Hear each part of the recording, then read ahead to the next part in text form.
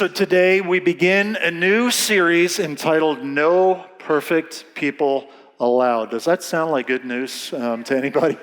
And here's what we're going to do over the next number of weeks. We're going to go on this journey together with somebody who was far from perfect, but boy, his experience in walking together with Jesus transformed him. And guess what? That same opportunity is available to you and me. Let me start with somebody from history who has a less than stellar resume. This is somebody who lost his job when he was pretty young. He was defeated in politics when he ran for office. He failed in business that he tried to start. He had a nervous breakdown. He was defeated again in politics when he ran for another position. He was rejected for a job. He was defeated in politics yet again. This would be the resume that you think, this guy is not going anywhere great. Well, eventually, you know what happened to him? He was elected president of these United States, and maybe you've heard of him. His name was Abraham Lincoln. We often think of him as one of our greatest presidents ever. And I think his story, especially the early part of it, helps us to understand something, that it's not how you start, it's how you finish. And I think there are a lot of us who can look at different times in our lives and not only see the line going up and to the right, which is what we want and what we dream about, but that's just not the way life is. And here is some good news, and here's the big idea for this whole series. God works through imperfect people. Why is that? Because that's all he's got to work with. And people like you and me. And here's what we're going to journey with and who we're going to journey with over the next number of weeks. Just like a guy named Peter. And Peter was somebody who was invited to be one of Jesus' followers, his disciples. And he had some ups and he had some downs. He had some moments of great faith. He had some moments where he opened mouth and inserted foot. And you know what? I think there are a lot of us who go, man, that's good news. And God is still inviting imperfect people to follow along with him. So here's what I want to do today. Let's walk through the time when Peter meets Jesus, is invited to follow him, and that is just going to be really the start of that whole journey. And as we go through this passage today, we'll make some observations along the way, and then we're going to end it with some applications of what we can do with what we learn here. So Luke chapter 5, beginning in verse 1.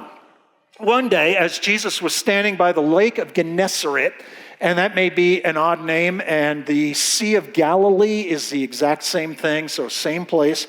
The people were crowding around him as Jesus, listening to the word of God. So Jesus is teaching that day.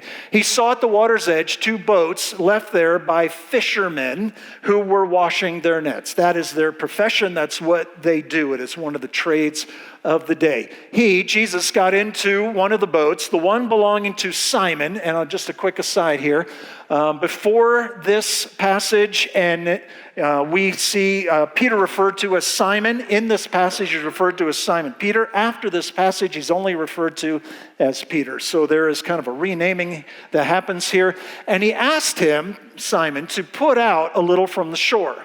Then Jesus, sat down and taught the people from the boat.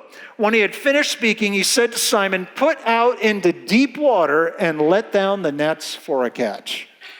Now, in our context, all these miles away, that doesn't, sound like anything important to us. But let me just give you a little, update on how things work on the Sea of Galilee. There's a lot of fishing that still goes on there. Do you know what happens at night? Because that's when the fish are biting. Do you know where it happens? In the shallows, because that's where they are feeding. So here it is in the day, and Jesus says, let's go out into the deep and let our nets down. Now, to an experienced fisherman on the Sea of Galilee, this does not make sense. This is counterintuitive. It goes against everything that Simon knows about how fish act on the Sea of Galilee. Simon answered, "Master, we've worked hard all night and haven't caught anything." Now, one of the things that we don't know is the tone of somebody's voice when things are just written down. But I have to think this is a little bit of a skeptical tone. Thanks, clergymen, for your, tip about, where we're going to take the boats and let down the nets. We know what it takes to catch fish on the Sea of Galilee.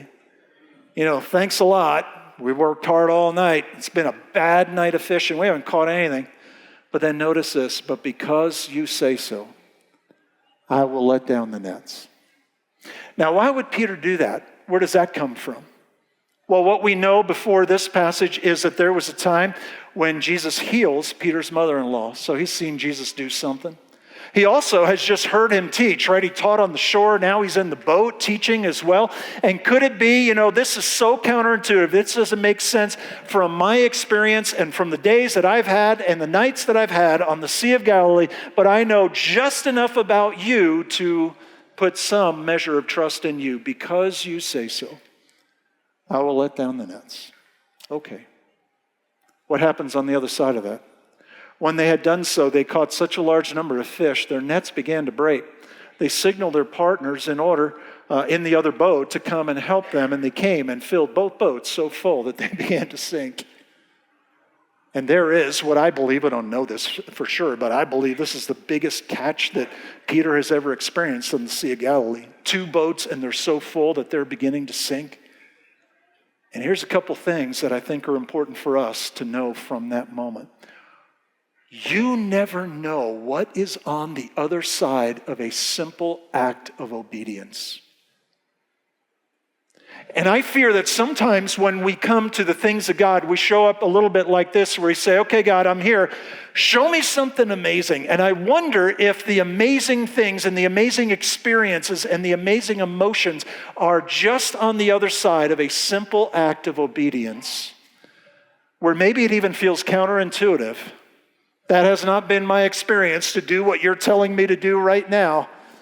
But because you say so, I know enough about you to take a step of faith and trust, and I'll put my obedience behind it. Could it be that some of the great experiences together with God are just on the other side of a simple act of obedience? Well, like what? Let me give you a couple examples. Maybe when it comes to the arena of how we handle our finances. Right, we live right now as a country where we're running at a negative sort of spending, just habit. And here's, the direction God gives us. You know what? Give first, save second, and live off the rest. Now, in the day in which we live, man, does that feel counterintuitive? But because you say so, could it be that there would be an experience with God just on the other side of a simple act of obedience? Here's another example. One of the things that Jesus said is to forgive people. Forgive those who hurt you, and even pray for your enemies. Man, does that sound counterintuitive. But could it be that there is an experience with God just on the other side of that simple act of obedience? Now, that doesn't make sense. It doesn't match with what I have come to know in this world of mine. But because you say so, I'll let down those nets. Could it be in the relational world where, for the most part, everybody kind of dates a particular way, right? You meet up, you hook up, you shack up, you break up. Could it be that maybe a God who invites us to date differently than that maybe taking that step of obedience would lead to a different kind of experience on the other side of that step of obedience? Because you say so. We never know what is on the other side of a simple step of obedience. When Simon Peter saw this, he fell at Jesus' knees and said, "Go away from me, Lord. I am a sinful man." And isn't it amazing that in a moment that many of us, that if that was our business and God just showed up in a miraculous way and filled the nets, I think we'd be going, man, that was awesome. Can you show up again tomorrow? Because this is going to go really well for our fishing industry here.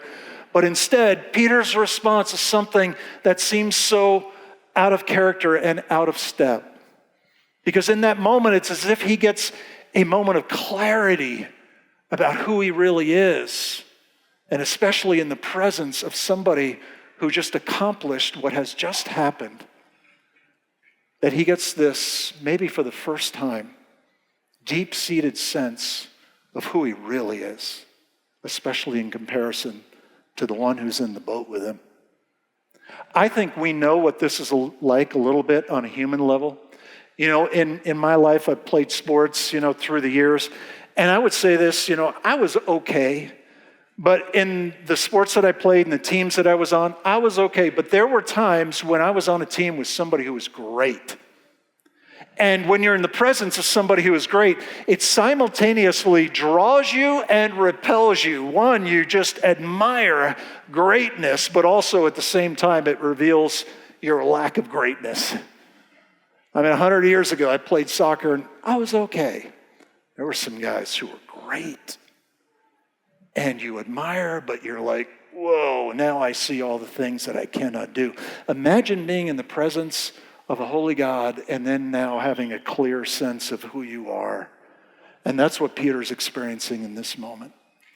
And this is not unusual in the Bible. You see this from beginning to end, that when people get a glimpse of God in a true sense, or they get really close to God, the first reaction is to have this same sort of reaction to that, where people are like, I'm a dead man, and I shouldn't be here.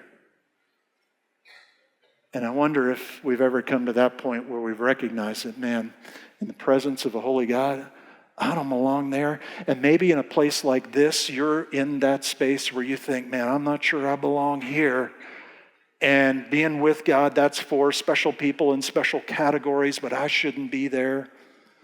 And if you've ever felt that, you have something in common with Simon Peter. He's got a lot of self-doubt in this moment about who he is. And we often think that when it comes to a relationship with God, don't we have to earn it? Don't we have to be worthy of that? Don't we think that we bring something to the table? And in this moment, Peter's going, I got nothing.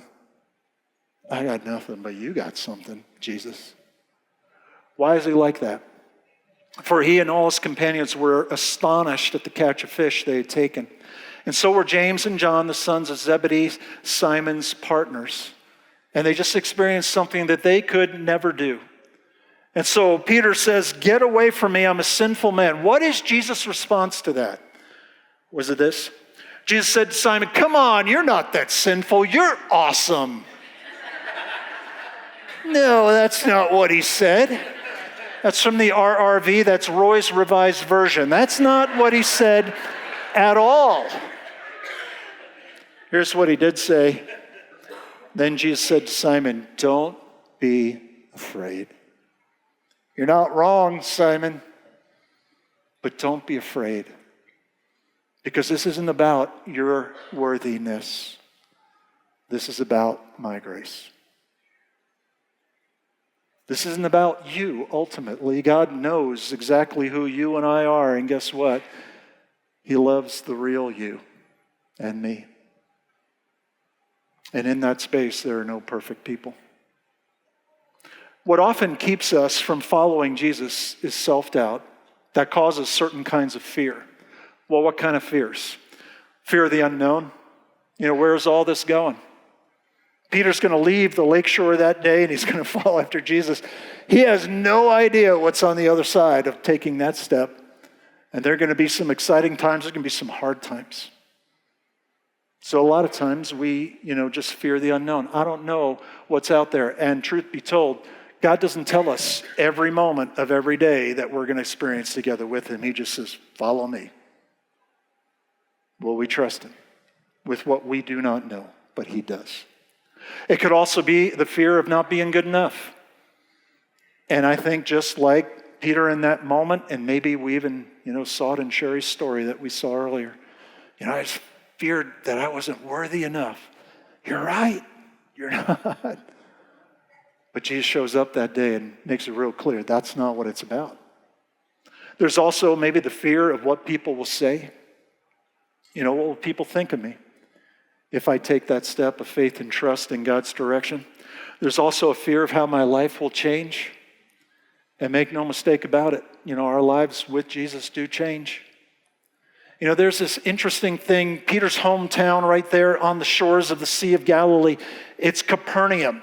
And for years and years, I just read that, and it just sounded like a name of a town, that somebody had chosen. If you translate Capernaum into English, you know what it translates into? Comfortville. Peter lived in Comfortville. And I wonder if sometimes we live in Comfortville, the place where we do not want to change, even with things that are maybe not the best things for us, but any kind of change is a scary undertaking. And maybe even a habit or an addiction becomes so comfortable to us that we fear the loss of it. Could there be some kind of fear that is holding us back, some form of self-doubt that would lead us not to take a step in Jesus' direction? And to people who fear that, you know what Jesus says? People like Peter who said, "Get away from me, I'm a sinful man." Do not be afraid. Do not be afraid. From now on, you will fish for people. We'll come back to that in a minute. So they pulled their boats up on the shore, left everything, and followed him. What did they leave on the shore? Now we think, well, they left the nets, they left the boats, but don't miss this. They also left the catch, the biggest catch of Peter's life, and just economically speaking, maybe the biggest payday of his whole fishing career. And this points us in the direction of a whole reordering of priorities. That wherever you might be and whatever it is that you might do, that's a good thing. Fishing was a good career. But he also now recognized, maybe for the first time, that there was even a higher calling. And so he even leaves the catch there, and they followed him. They followed him. He came to realize that there was a bigger purpose that he had just been invited to be a part of. Moments like that happen in this life as well. The two guys on the screen, the guy on the left is Steve Jobs of Apple fame, and the guy on the right is a man named John Sculley. And for a long time, John Sculley worked at the Pepsi company, and Steve Jobs was starting this entrepreneurial new thing called Apple. And so he wanted John Sculley to come and work for him, and John Sculley said no a few times. Well, one time, Steve Jobs is together with him, and you know what he said to John Sculley? He said, "Do you want to make sugar water for the rest of your life? Or do you want to change the world?" And John Sculley went to work for Apple. And in many ways, changed the world. Well, that day, on that lake shore, Jesus extended an invitation to Simon, and it's an invitation to you and me. Do you want to be a part of what God is doing to change the world? Because that's the mission he came to accomplish. So know this, Jesus has a greater purpose for you. That in whatever you do, that's great. God is calling us to reorder our priorities, to see that there is something even greater than our greatest day in our business life and in whatever else makes up our life. There's a purpose that we have been invited to join. Peter does not discover his greater purpose right away.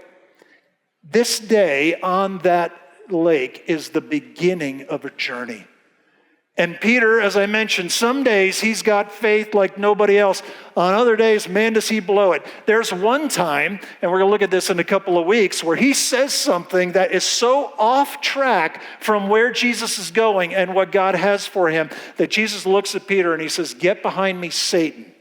Here's just a quick, tip for the Bible. If Jesus calls you Satan, that's a bad day. You're having a really bad day. And that's Peter. So there are successes, there are failures, no perfect people allowed. Well, the disciples make mistakes, and there's a time Peter's in a group of them, and they're going into a village, and they're not well received in that village. In fact, they're kind of asked to leave, unceremonially out of that village. And as they're leaving, the disciples say to Jesus, "Hey, Jesus, should we call down fire from heaven, and destroy the village? Basically, let's nuke the village out of existence." And Jesus looks at them and goes, "Oh, you don't understand the heart of the Father. You missed it. You missed it." And so our journey together with God is not always up and to the right. It is a journey where some days there are successes and other days there are failures. So it's not so much about the perfection of our life, it's about the direction of our life and following after him and getting up even when we fall. Jesus is not hiring followers based on resumes. And boy, is that good news for people like us. Because it's not about our worthiness, it is about his grace and his power. And if we say, get away from me, God, he says, don't worry. Because it's not about you. It's about what he came to do for us. So let's talk about some implications. What do we do with this? How do we put this into practice? Let me give you just a couple maybe steps that we can take. Start to follow Jesus. I mean, if you haven't done that already, start to follow Jesus. And it's interesting how simply this begins. Jesus invites his followers, his disciples, his students to simply come and follow me. Now, that's not where it ends, but that is where it begins. And so Peter leaves the shore that day and begins to live life together with Jesus. And it is over the span of years that he came to understand all that God had for him. You know, there is a Harvard professor named Arthur C. Brooks, and in an article he wrote last year in How to Find Your Faith, he has this interesting process. How does the formation of faith take place? He says it begins with practices, things that we do. And so what does that mean? Maybe it means that we begin to attend church, or maybe we join a small group, or maybe we join a Through the Bible in a Year reading plan with a whole bunch of other people. Or maybe we begin to serve other people in some kind of way. But we begin with practices that leads to feelings, experiences. In this story, let down the nets, because you say so, I will. On the other side of that was astonishment. Practices, actions are often followed by feelings, and then in the end, are beliefs. 3 years after this occasion on the lake shore, Peter is fully committed as a follower of Jesus. He goes on to write some of the books in the New Testament in the Bible, talking about who Jesus is. He didn't know that on day one. Jesus doesn't say, hey, you want to follow me? Here's what you got to do. Take a theology test today, understand everything perfectly. Let me clarify a whole bunch of things for you. Jesus simply starts by saying, come and follow me. That's how it begins. We often, though, reverse the order. But maybe it's time to just begin following Jesus. Take on some practices to help us understand who he truly is. Second, stay astonished that Jesus calls me. I think it's easy for us to forget over time that Jesus would invite somebody like me and like you. And has this ever struck you as strange that somebody comes along, there's a bunch of fishermen, they're coming off the lake, and then after this catch, he says, hey, why don't you follow me? And they leave everything behind and they go and follow him. To me, for so long, that just sounded unrealistic. It didn't sound real. Why would grown people do that? But if we understand the context and the culture of the day, I think we do understand why. See, back then, the highest calling that any Jewish young man could have is to sit under a rabbi, to be a student of a great rabbi. And here's how it worked. Rabbis never went and recruited students. Students applied to be with rabbis. It's kind of like us applying to a school in our day. And the rabbis in those days, that was like applying to Harvard. So very few made the cut. If you didn't make the cut, you know what you did? You went into work in the trades, like being a fisherman. So Peter and his partners, they are among those who have been passed over. They did not make the cut. But now comes a rabbi of a different kind, a teacher named Jesus. And he invites them to join him. Come and be my student. And these guys in that moment realize this is the opportunity of a lifetime. We thought this had passed us by. We thought we weren't good enough. We thought we didn't make the cut. But here's a rabbi inviting us. Nobody does that. He does. And here's the truth about you and me. We don't bring anything to the table with Jesus, but he comes to people like us and he says, I choose you, and I want you to be my student. And I fear that maybe over time we lose the impact of the opportunity of a lifetime that we have been given by Jesus. Here's what he says in John 15. You did not choose me, but I chose you and appointed you so that you might go and bear fruit. And this is tapping into that very idea that people knew then. No self-respecting rabbi would go and recruit students. That was demeaning. Not to Jesus. He's been reaching out to students for a long, long time and saying, I choose you. I choose you. Also, see others as Jesus sees me. Come and follow me. And he says, from now on, you will fish for people. At the heart and soul of what Jesus came to do, at the center of the heart of God, is the mission for people. And Jesus invites Simon to join him in that effort. In another place, in John chapter 4, also Jesus says, it's still 4 months until the harvest. I tell you, open your eyes and look at the fields. They're ripe for harvest. Jesus is saying, look around you. Do you see what I see? And will you join me in what I am here to do? Because from now on, I'm here looking for people.